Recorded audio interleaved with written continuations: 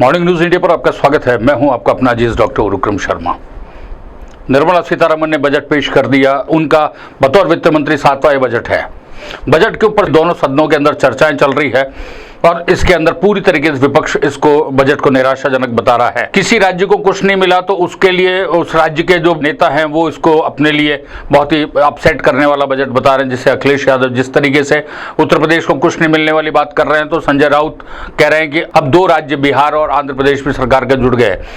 कुछ ये मान रहे हैं कि सत्ता को समर्थन देने वालों को फायदा पहुंचाया गया है। बहुत सारी चीजें, वेस्ट बंगाल को विशेष पैकेज नहीं देने का भी विरोध किया जा रहा है। कुल मिला के देखें, संसद के अंदर प्रतिपक्ष पूरी तरीके से सरकार पे हावी होने की कोशिश कर रहा है और सत्ता पक्ष भी अपने जो प्रावधान किए गए उन प्रावधानों के जरिए बजट के अंदर अपनी बातों को क्लियर करता जा रहा है। पूर्व केंद्रीय मंत्री और सांसद अनुराग ठाकुर ने पूरी तरीके से बजट के ऊपर विपक्ष से जो बातें कही उसको एक एक करके वो पूरी तरीके से उसका प्रत्युत्तर देने में लगे हुए।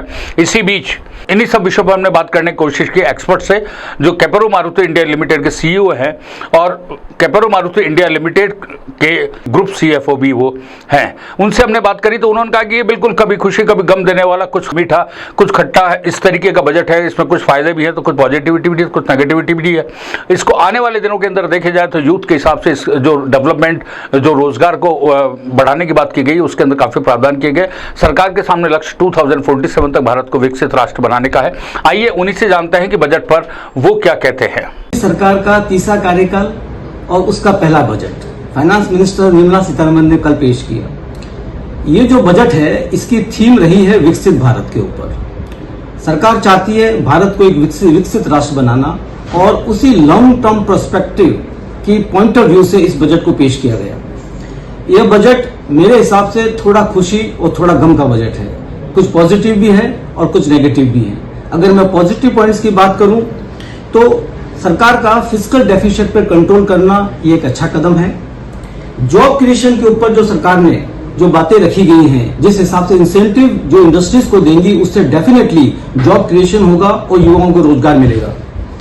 एमएसएमई को प्रोत्साहन देने के लिए बेटर क्रेडिट फ्लो के ऊपर जो प्रोविजंस और जो बातें कही गई हैं वो भी काफी अच्छी हैं।